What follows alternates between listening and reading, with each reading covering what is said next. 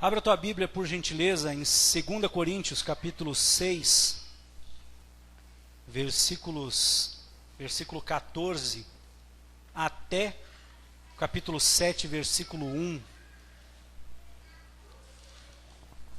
2 Coríntios, está logo ali entre Gênesis e Apocalipse, capítulo 6, versículo 14. Amém? Não se coloquem no mesmo jugo com os incrédulos. Como a justiça e a ilegalidade podem ser sócias, que comunhão há entre luz e as trevas? Que harmonia pode existir entre o Messias e Belial? O que há em comum entre o crente e o incrédulo?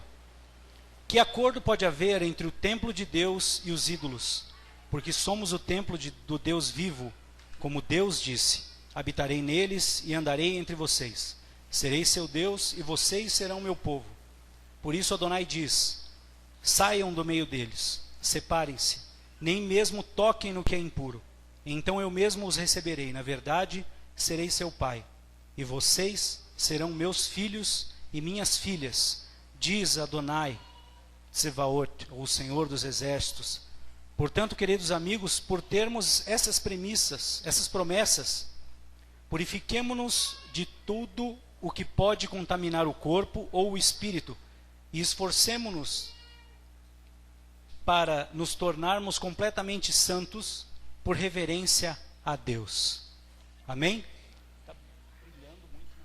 Não sei se está muito agudo. Senhor nosso Deus, nós já estamos na Tua presença, Pai, e aqui está a Tua palavra que foi lida, Senhor, e neste momento eu te peço que tudo que eu sou, que tudo que eu sei, que todo conhecimento que vem de mim caia por terra, mas que o Teu Espírito fale aos nossos corações. Fala, Senhor, a nós, e que eu possa ser um instrumento, Senhor, da Tua vontade, um instrumento do Teu querer, e que tudo que seja feito, Senhor, seja para glorificar e exaltar o Teu nome. Que eu diminua, Senhor, e que Tu cresças, que tudo seja feito conforme o Senhor quer. Que eu fale não só o que o Senhor quer que eu fale, mas que eu fale da maneira com que o Senhor quer que eu fale. Eu entrego tudo, Senhor, nas Tuas mãos. Eu te peço, dirige, Senhor, tudo que eu vou falar nessa noite, para a honra e glória do Teu nome, testemunho do Teu grande amor e Teu grande poder. Em nome de Jesus. Amém. Tem jeito de vir aqui sem ficar querendo chorar. Eu estava lendo esses dias agora a porção, a paraxá dessa semana, né? E é um texto que fala das pragas, finalzinho das pragas, as 3 últimas pragas do Egito, a saída, né, do povo do Egito. E eu estava orando e pedindo a Deus quem é que ia pregar, né? Que o Senhor me mostrasse, né? E eu senti assim muito claro que era para eu trazer a palavra. E aí, tanto é que depois ele já sinalizou: Deus é maravilhoso, aí vocês vão ficar livres de mim em 2 semanas. Glorifica aí. Deus é maravilhoso. E então o texto fala das pragas e o texto fala da saída finalmente do Egito, né? E eu fui ali, quando eu vou lendo, e aí eu embarco, né? Viajo, vou para longe, viajo mesmo na palavra e começo a imaginar um monte de coisa e começo a pedir para o Senhor que Ele fale comigo, né? Aquilo que Ele quer que seja falado. E aí até eu entendi até como uma confirmação aquilo que a gente conversou na quarta-feira aqui, do povo ter se multiplicado, porque era justamente o que o Senhor tinha falado comigo na terça-feira. E aí então tá bom, amém. E o povo tinha se multiplicado no Egito de uma maneira imensa, né? O povo que estava vivendo lá e no Egito por 430 anos, foi o tempo que o povo viveu lá depois que José havia sido governador. E foi um povo que viveu em prosperidade na terra do Egito. Um povo que era próspero, que tinha crescido e que começou a se multiplicar de uma tal maneira que os egípcios começaram a temer esse povo. E aí se levantou um faraó que não conhecia José, não conhecia todos os feitos, tudo aquilo que o Senhor tinha feito, e temeu os hebreus. E vamos escravizar esse povo aí, porque eles são muito numerosos. Se algum inimigo nosso aí chegar, eles podem se juntar com eles e aí a gente está perdido, porque eles já são mais numerosos do que nós. E aí, só que a Bíblia não fala claramente, especificamente, quando se deu essa, ou o que aconteceu para que os egípcios começassem a temer o povo de Israel.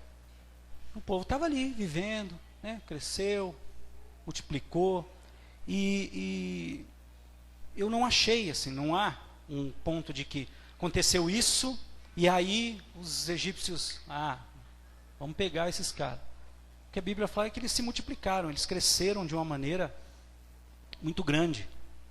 E aí eu fiquei matutando nisso, e aí o Senhor começou a falar comigo essa questão do crescer, do quão numeroso o povo se tornou, e passou a ser temido pelos egípcios. Só que esse povo grande, numeroso, tinha se multiplicado, apesar de estar causando medo nos egípcios, eles não se ligaram que eles estavam causando esse medo nos egípcios. Que o povo continuou vivendo. Ele foi vivendo ali, estava tudo beleza, cresceram ali, estava tudo show de bola. E aí a primeira coisa que eu entendi do Senhor é que o povo cresceu, tomou proporções grandes, mas foi subjugado pelo Egito e passou a ser escravo, passou a ser cativo, porque apesar de ser milhares, não tinha unidade, eles não tinham sentido, eles não entenderam que eles eram um povo. Eles eram um amontoado de gente que até tinham heranças genéticas e de conhecimento e de um sentido de povo, mas na verdade não eram um povo. Por isso, um povo de menor número, que temia este povo, os subjugou e os escravizou. E aí, o Senhor começou a traçar esse paralelo e começou a falar, mostrar para mim um paralelo entre o povo de Deus no Egito e o povo de Deus hoje, a igreja de Deus hoje. Somos uma igreja numerosa, somos uma igreja que cresceu exponencialmente. Nos últimos, de 2000 a 2010, a população evangélica no Brasil cresceu 61%. Isso é muita coisa. Muita coisa. E então, voltando, não era para eu ter falado dessa informação agora, eu me antecipei, mas voltando um pouquinho lá para o povo hebreu no Egito, alguns estudiosos acreditam que até esse povo hebreu dentro do Egito aceitou, assimilou e passou a cultuar as múltiplas divindades do Egito. Passou a viver como os egípcios viviam. A um ponto deles deixarem de conhecer o Deus de Israel. Por quê? Porque quando Deus fala com Moisés, vai lá e liberta o povo, Moisés sabia que o povo não ia saber quem era Deus. E aí Moisés fala o que para o Senhor? Quando eles me perguntarem lá quem é que está vindo libertar, o que eu falo? Um povo que perdeu a sua identidade vivendo no meio do Egito. E aí o Senhor fala, diz para eles que eu sou o que eu sou. Eu sou o que eles precisarem que eu seja. Isso a gente falou no estudo, não preciso falar hoje de novo. Então, apesar deles serem um povo de Deus, apesar deles serem os filhos da promessa, apesar deles terem grandes coisas preparadas para eles, era um Deus que era um povo que precisou de um homem enviado por Deus para poder guiá-los para o caminho onde Deus tinha preparado para eles. Porque eles, enquanto povo, já não tinham mais essa identidade de povo de Deus. Se contaminaram com a terra do Egito. Passaram a viver até como os egípcios, acredita-se. E ainda assim, quando eles saem do Egito, estão a caminho da terra prometida. No primeiro momento em que Deus faz tudo o que fez, mostrou, tirou-os do Egito com mão poderosa, tirou eles do Egito com milagres, maravilhas, pragas que colocaram o Egito uma potência no pó. Esse povo que viu tudo isso, que viu o Deus que abriu o mar vermelho para eles passarem, quando eles tiveram fome, sentiram saudade do Egito. Queriam voltar para lá. Sentiram saudade dos peixes, da cebola, do alho. Queriam voltar para o Egito. Ainda que o Deus Todo-Poderoso se revelou a eles e se mostrou quem era. E disse, olha, vocês são meus. Eu estou aqui resgatando vocês. E eu vou levar vocês para uma terra cheia de fartura. Terra que emana leite e mel. A terra prometida. Bateu a fome, aquele povo não sabia quem era Deus. Pô, como eu queria estar de volta lá no Egito. E aí sim, eu traço o paralelo que eu me antecipei, que a população cresceu. E há uma previsão de que o número de católicos e evangélicos, por exemplo, até 2028 no Brasil vai ser igual. A mesma porcentagem de católicos será a mesma de evangélicos. Acredita-se aí algo em torno de 43 a 45% de evangélicos, com mais 45% de católicos, 90% da população do Brasil cristã. Em 2014, 60% da população brasileira se dizia católica. Nos últimos 2 anos, até 2016, esse número caiu e hoje são 50%. Os evangélicos são hoje pouco mais de 25% da população do Brasil. O que faz com que o Brasil tenha 3/4 da sua população cristã. É gente pá boné. Algo perto aí de 90 milhões de pessoas. Nós somos 120 milhões, né? Alguma coisa assim. Algo perto de 90 milhões de cristãos, que se dizem cristãos, que conhecem a Deus, que conhecem a Jesus, e que dizem ou vivem de acordo com os preceitos da Bíblia. Aí eu pergunto assim, 75% da população formada de cristão, não era para fazer um estrago nesse país? Para o bem? 75% das pessoas viverem de acordo com os ensinamentos cristãos, não era para fazer uma diferença no Brasil? Mas aí, do mesmo modo que os hebreus se deixaram contaminar com o Egito, a gente se deixou contaminar com o país que a gente vive. E a gente se deixa contaminar mesmo com o país que a gente vive. A gente se habitua com isso. Porque quando brasileiros vão para fora, né, e eles, na maioria das vezes, tem gente que não vai mesmo, não tem jeito, que não se adequa, né, cara. Mas na maioria das vezes as pessoas se adequam à cultura de onde estão vivendo, né? Falei aqui com alguns aqui, que uma vez o metrô lá de Toronto, você paga, né, põe o dinheiro lá e passa na roleta lá. E a roleta quebrou.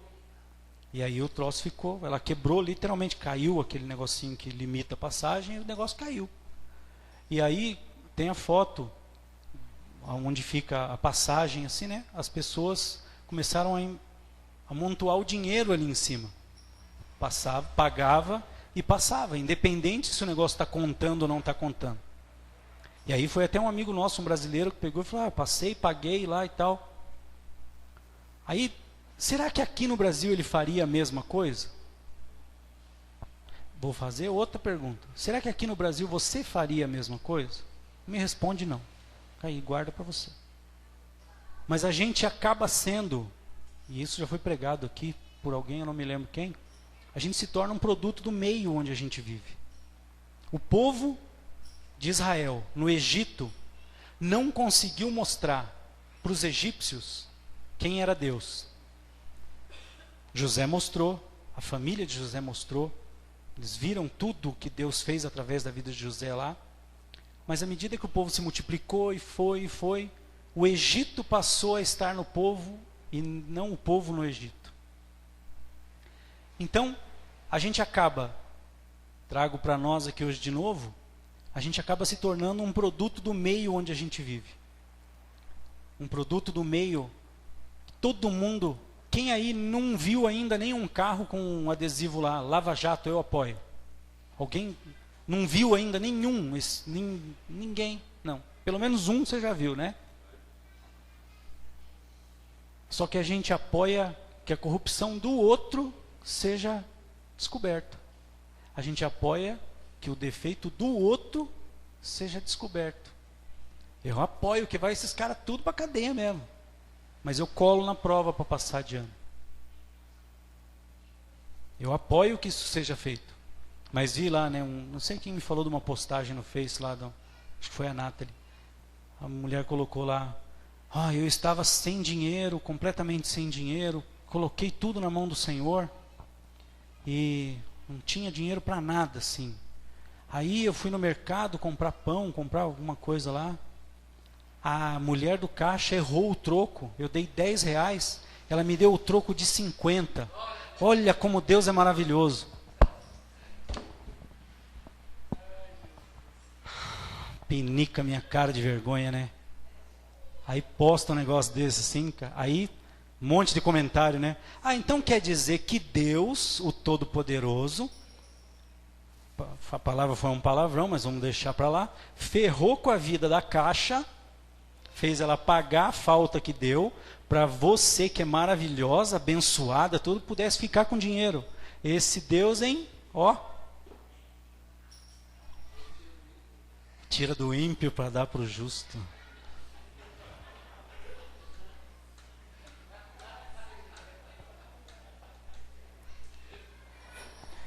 Mas será que a gente não faz isso? Será que quando você recebe, será que quando a gente recebe o troco lá, e não veio lá R$2, R$1, 50 centavos. É tão corrupção você tirar de alguém 50 centavos ou 10, como é tirar milhões. Para Deus, faz diferença. Na Romênia faz, né? Que agora lá na Romênia, se o cara desviar, se o político desviar até 160 mil euros, ele não é crime. Olha, uma lei aqui, né? Ia ser um monte de roubo de 160. Porque ninguém mais ia preso, porque o cara só roubava 160. Mas a gente acaba, como o Egito, como Israel no Egito, a gente acaba sendo um produto do meio. A gente acaba sim, ao invés de fazer a diferença na vida do outro, a gente se torna pior do que o outro, porque o outro não conhece a verdade. O outro não sabe, é ignorante. E aí quando ele entender que está errado e se arrepender, Deus não conta aquilo como pecado. Agora, em nós que conhecemos a palavra, que conhecemos quem é Deus, que nós conhecemos o que está escrito aqui e não vivemos de acordo com o seu preceito.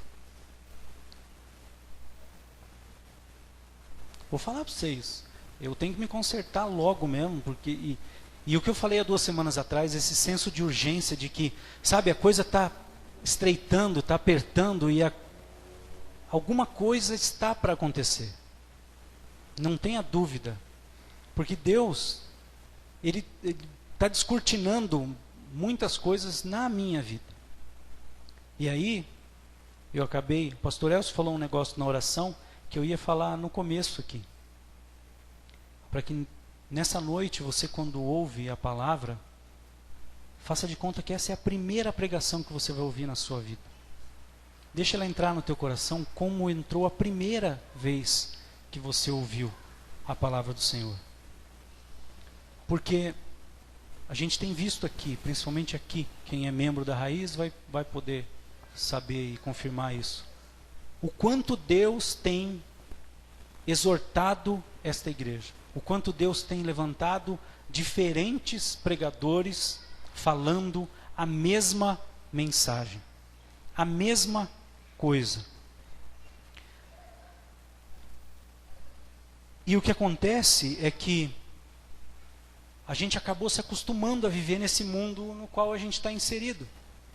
A gente se acostumou a rir das mesmas piadas que o mundo ri, a falar as mesmas coisas que o mundo fala, a fazer as mesmas coisas que o mundo faz, a brincar do mesmo jeito que o mundo brinca, a ter atitudes que quem está no mundo tem.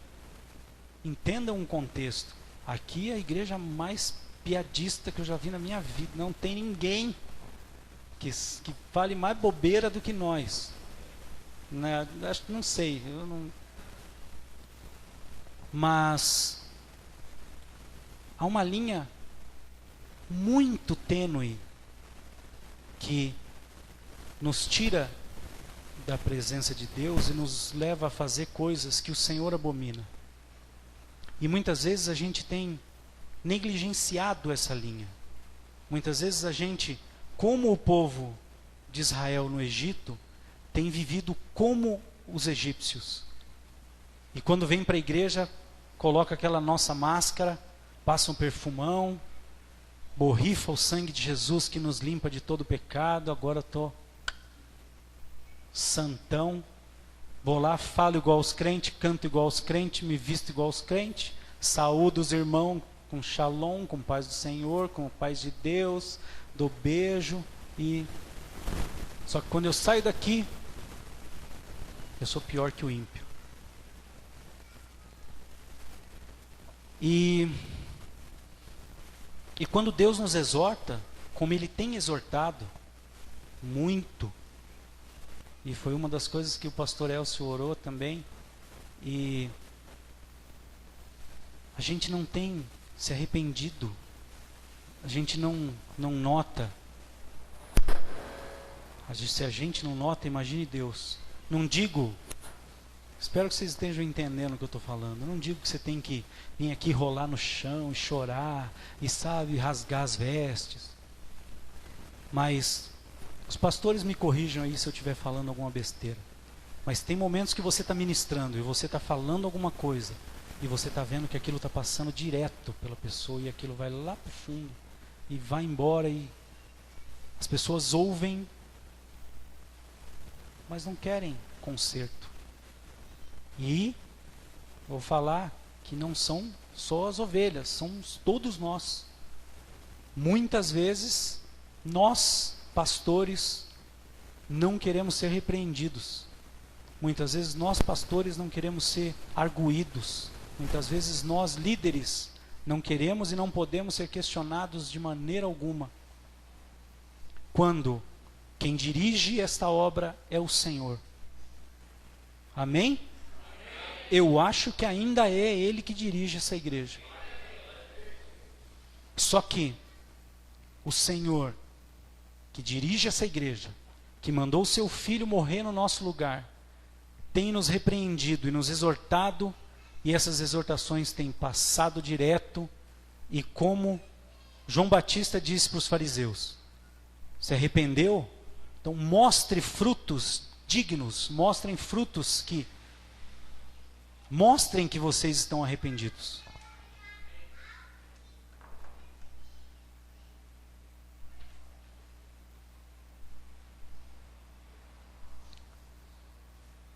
Nós, como o povo do Egito, povo hebreu no Egito, passamos por situações e vivemos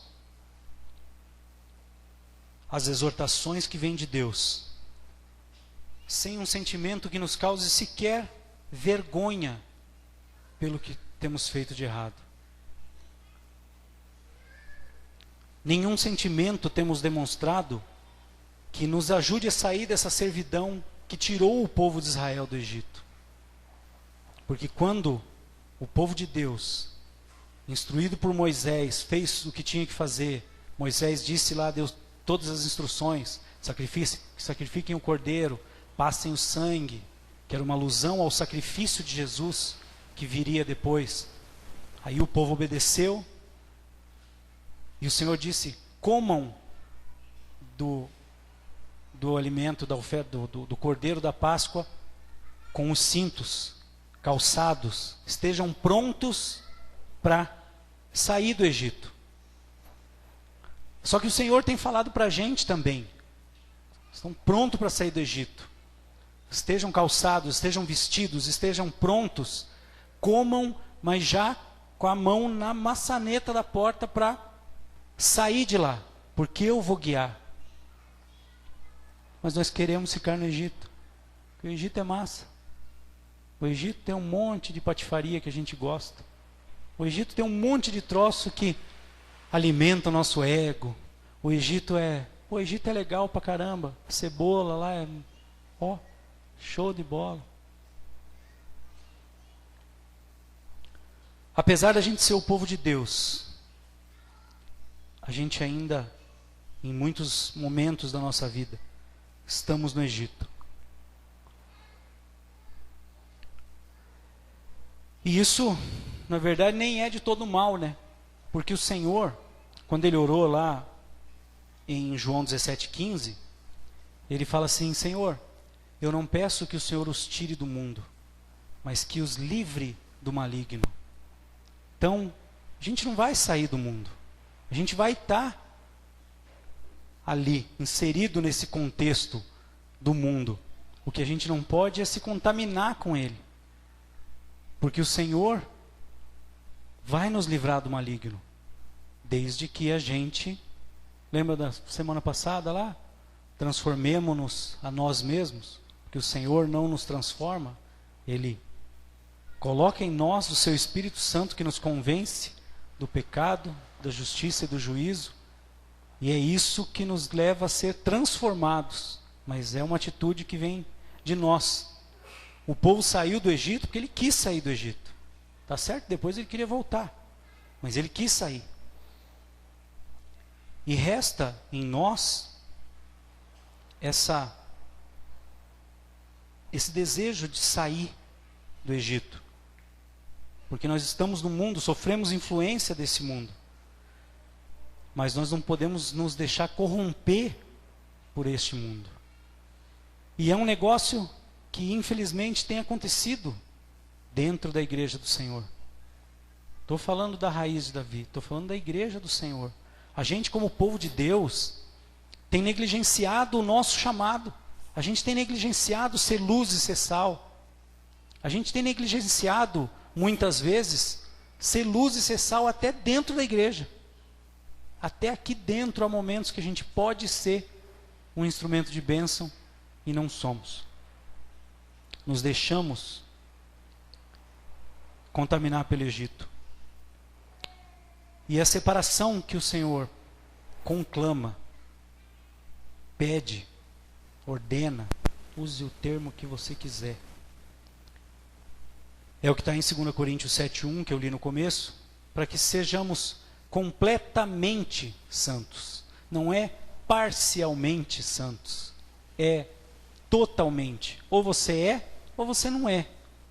Ou você é quente, ou você é frio. Morno não rola. Melhor fosse, a gente sempre fala isso aqui, né? Melhor fosse que você fosse frio do que morno. Que frio ainda tem uma chance para você. Morno, você acha que está salvo e no grande dia você está no sal. Eu falei aqui também um outro dia, estou pregando demais, que eu estou repetindo a mesma coisa, acho que está na hora de outro pregar mesmo. Que nós devemos servir a Deus de forma espiritual e verdadeira, Não é em espírito e em verdade, é aquela coisa, adoração grega. Não. É de forma verdadeira. Adorar a Deus, a gente já aprendeu isso aqui também.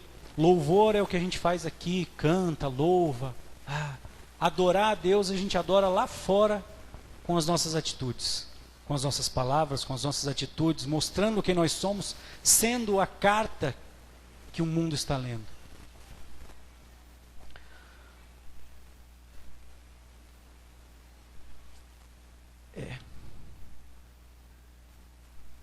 O Senhor, Ele espera tanto de mim quanto de nós, que a gente saia logo do Egito, que a gente deixe de se corromper com as coisas deste mundo, que a gente deixe de achar que o que a gente está vivendo é um cristianismo normal. É normal, todo mundo é assim, todo mundo tem altos e baixos, todo mundo tem, verdade, eu tenho, todo mundo tem. Todo mundo tem lutas, todo mundo tem tribulações, todo mundo passa em algum momento pelo deserto. Todo mundo passa. A questão é o que nós fazemos com esse deserto. O que nós fazemos quando nós passamos por ele? Como é que a gente passa a viver a nossa vida? Como o povo no Egito, que queria voltar pelas cebolas, ou como aqueles dois que disseram, olha, a terra é boa, vamos para lá que vai dar jogo. O Senhor Jesus, quando Ele esteve aqui, todos diziam, e ficou muito claro assim, que Deus, que o Senhor era um liberal. Que é esse cara aí, Messias, senta com um pecador, vai na casa dos coletores de impostos, conversa com as prostitutas. Esse cara aí não é um religioso, ele não é um rabi, esse aí tá louco. E a santidade? Passaram-se os anos. E eu ouso dizer que se o Senhor voltasse hoje, como Ele voltou naquela época, não como Ele vai voltar em glória, se Ele voltasse, iam falar assim, esse cara é mó quadradão, não pode nada, que o cara é mó, tudo pecado, tudo é isso, tudo não pode, tudo. Senhor, eu acho que hoje Ele seria o quadradão, seria lá vem o chato lá que tudo é pecado, lá vem o sarna, não pode nem, eu acho que seria assim, não sei você. E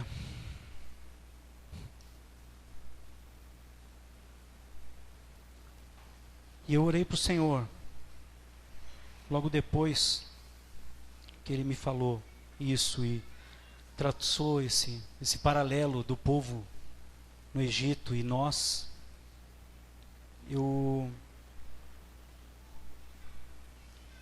orei ao Senhor que a sua igreja pudesse sentir essa coisa. E aí, vou usar de novo a oração do pastor Elcio, que confirmou muita coisa do que eu ia falar. Essa paixão, essa coisa o brilho no olhar. Deus, Senhor, como eu te quero, como eu te anseio. Deus, sabe aquela coisa de você, sabe? Está quase na hora de eu estar com o meu amado. Está quase na hora de eu ir. Está quase. Sabe? E é um negócio que tem me incomodado tanto, e eu tenho pedido tanto a Deus que isso passe a incomodar todos nós. Vocês já me conhecem, eu não tenho necessidade Cara, mas sabe, eu tenho, nas últimas semanas, nos últimos meses, eu tenho sentido uma urgência, uma necessidade tão grande, um troço tão que queima, que é sabe, que você tem vontade de se rasgar, cara, Deus é tão maravilhoso, Deus é tão tudo, E aí a gente vê tanta gente tão desanimada, cara, na presença de Deus, a gente vê tanta gente E o desânimo acontece. Claro que acontece, porque acontece comigo. Mas sabe, a gente esqueceu quem é Deus. A gente esqueceu quem é o Deus forte que tirou o povo do Egito, que fez milagres e a gente passa por lutas e passa por situações e a gente está no Egito e está lá. Ah, cebola aqui tá bom, melancia, como um negocinho aqui. O Egito não é de todo mal. A gente não impacta, a gente é impactado, a gente não salga, a gente é anulado, a gente não ilumina, a gente é apagado. Sabe? Cara, isso tem ardido de um jeito tão... eu não consigo me fazer entender. Sabe? Cara, a gente tinha que ser o povo mais feliz dessa terra. Independente do que a gente tem, independente do que a gente é, independente do que a gente faz. Cara, Deus mandou Jesus para morrer pelos meus pecados e pelos seus. Não tem coisa no mundo que o diabo possa fazer que possa tirar a gente da presença de Deus se a gente não quiser.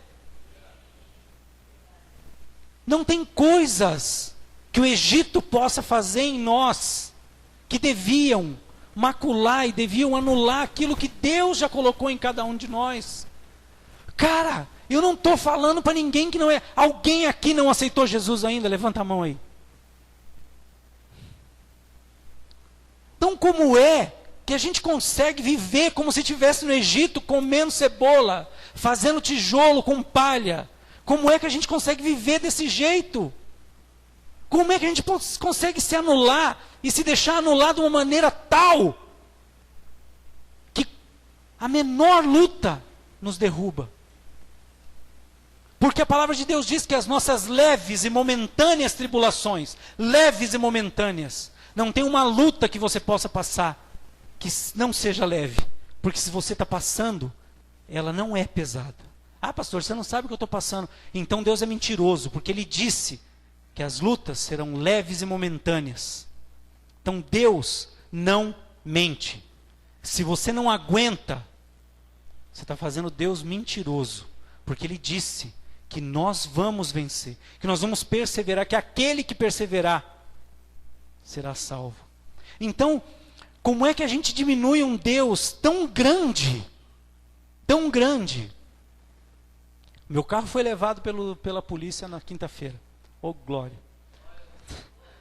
Devendo IPVA e tudo, uma benção, né? Mas amém. Cara, e aí? Lógico, né, meu? Você tá a pé, né? Eu gastei mó grana pro carro andar e tal. O povo tá acertando as paradas. Você primeiro bota o carro para andar, depois vai acertar o documento, né? Vou ensinar um negócio para vocês. Acerta o documento, depois bota ele para andar, viu? Ó, prender. Mais uma. Mas a gente ficou assim, né, cara? Falei, cara, chegou na sexta-feira, eu falei, pô, eu queria fazer tanta visita, velho. Tô sem carro. Mas eu tava com carro, eu também não fiz muitas visitas. Então, prendi mais uma. Eu queria fazer tanta coisa, tal. Pô, agora estamos sem carro. Eu estou acabando. Prometo que eu estou acabando. E agora, como é que a gente vai fazer? Não, porque agora tem que levantar o dinheiro, né? Porque agora só de pátio, pô, é uma grana, né? Tava falando com o pastor Murilo hoje, eu fiz as contas mais ou menos assim.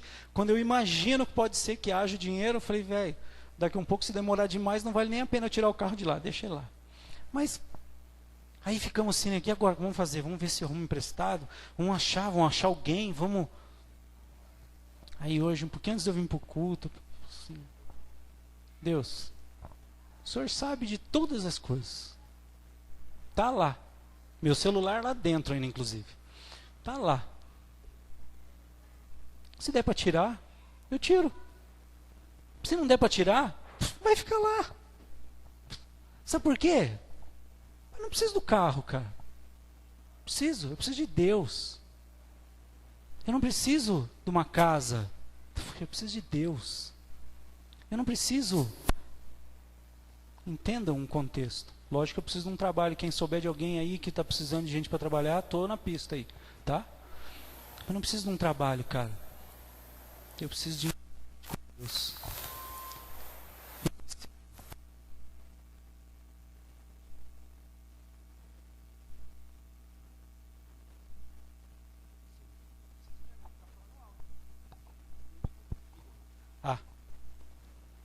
Sabe? As outras coisas, o resto, ultimamente para mim, tem sido tão o resto, que eu tô, cara, na bênção. É muito massa, velho. É muito massa. Você não tem trampo, não tem. As contas estão chegando. Eu quero é Deus. Eu quero é Deus.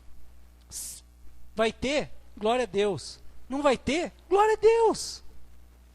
Chega, cara, de eu viver querendo resolver os meus problemas. E isso que Deus colocou muito forte no meu coração ultimamente. Você precisa confiar em mim. Você precisa tirar as coisas da minha mão e ter intimidade comigo. Sua vida não vai ser um mar de rosas. Você vai ter Deus. Você não vai morrer afogado. Ele vai te levantar. Você vai passar por luta. De repente vão cortar a sua luz uma hora ou outra. E aí? Posso ficar sem luz, eu não posso ficar sem Deus. Eu posso ficar sem qualquer coisa. Eu posso ficar sem qualquer coisa. Eu não posso ficar sem Deus. Eu não posso, como o povo que estava no Egito, querer voltar para o Egito. Eu preciso querer Deus. Eu preciso, como o ar que eu respiro, eu preciso querer Deus. Eu preciso, como a água que mata a minha sede, ter Deus. E é isso que eu orei para o Senhor e pedi. Que o Senhor não precise mais ficar ocupando esse púlpito 3, 4 meses, 5 meses, 30 pregações para falar assim, gente, ó, vou dar real aqui para vocês, se arrependam, deixem de viver dissolutamente, deixem de viver para lá e para cá, queiram a mim e o resto vai dar certo. Porque no fim vai dar certo. Se não deu certo, é porque tu não está no fim. Se está errado, não está no fim. Porque o fim, para nós, é fadado a dar certo. Derrotado é o diabo. Ele sim vai ser derrotado. E ainda assim ele não desiste. Por que eu vou desistir? Deus ainda é Deus. Deus ainda é Deus. Só que nós não podemos mais brincar de sermos filhos de Deus. Ou nós somos, ou nós não somos. Decida hoje ser de Deus. Não importam as circunstâncias. Não importa o que você esteja vivendo. Maior é Deus. Amém? Maior é Deus. E Ele mudou um monte de coisa que eu ia falar. Louvado seja o nome do Senhor. E não é para eu falar mais nada também. Deus é Deus. Deus é Deus. Deus é Deus. Aplauda o Senhor.